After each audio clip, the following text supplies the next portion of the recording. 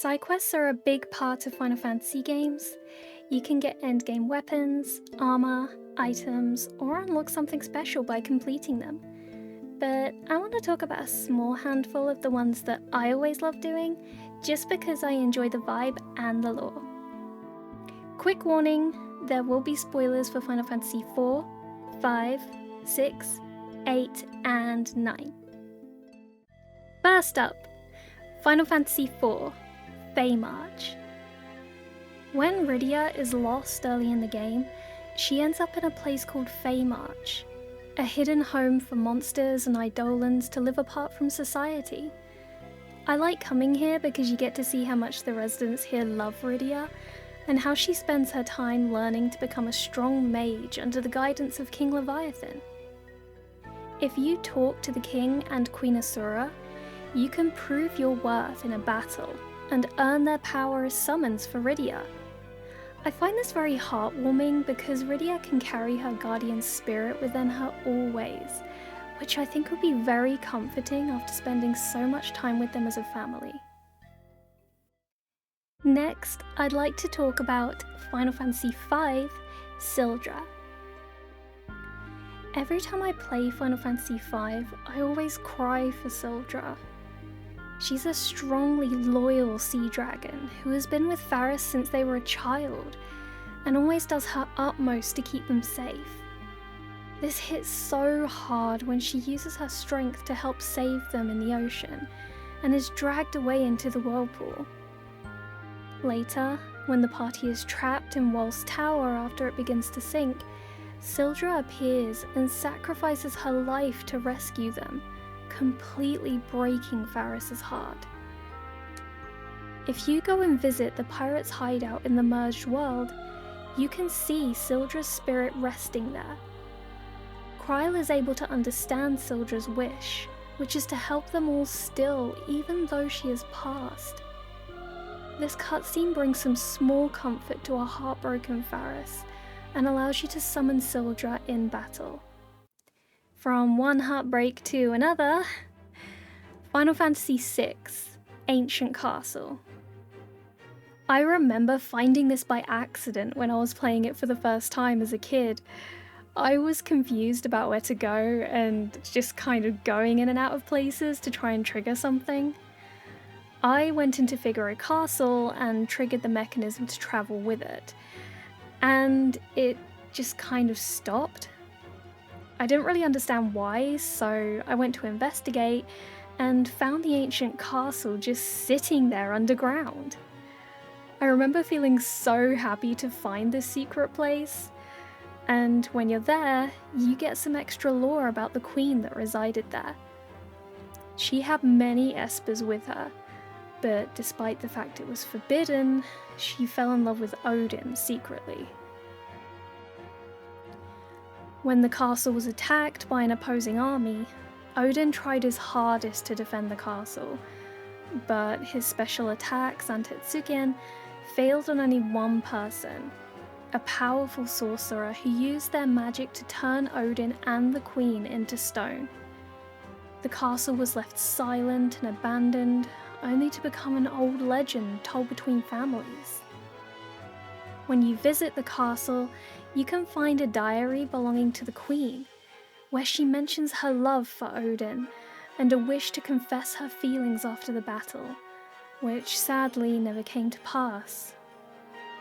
If you retrieved Odin's magicite from his statue, you can examine the queen's statue to see a tear fall, the magic within it allowing Odin to transform into Raiden. For an extra piece of dialogue, you can take Terra with you, where she will comment on the fact that the queen's love for Odin was very similar to her own parents' love. Now to relax with something chill. Final Fantasy VIII, Shumi Village.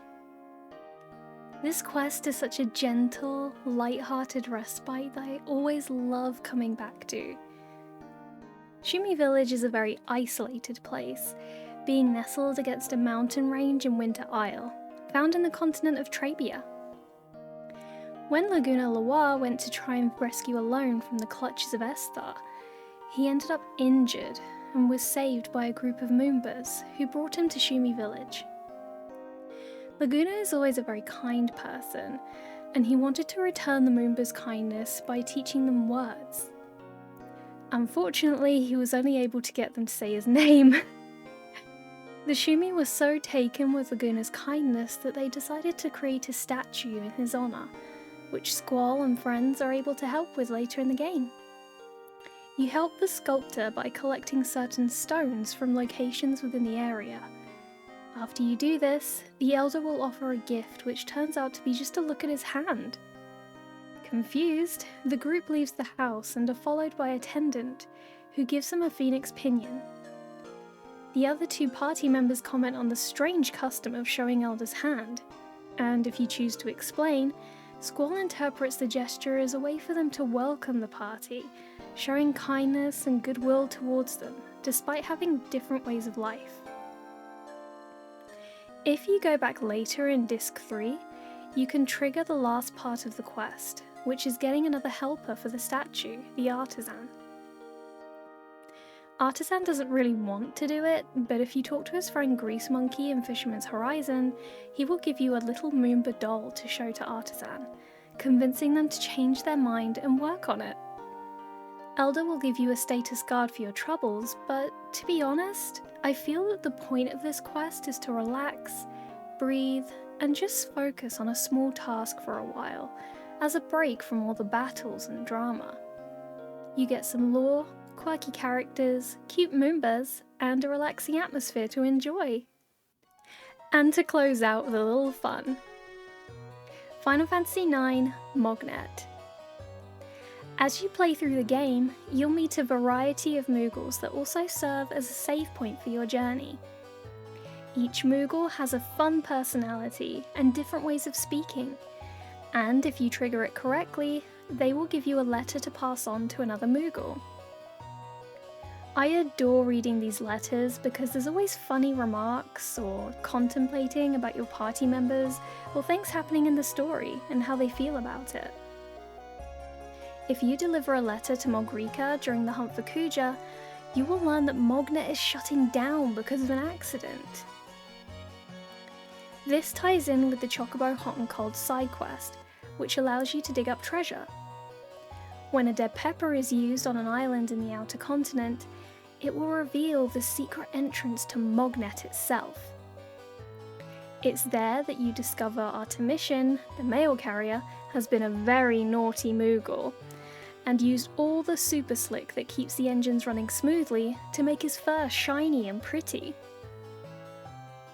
If you go back to Alexandria and speak to Kupo, you can trigger a chain of letters discussing the whereabouts of Super Slick, which happens to be with Ruby. This side quest always makes me giggle because it's just so silly. Moogle was so obsessed with his own appearance that he shut down an entire postal system to do it. There's so many side quests that I enjoy doing, but those are my absolute favourites. Do you have any side quests that you always look forward to on a replay? I'd love to hear about them in the comments below. Thank you so much for watching, and subscribe please!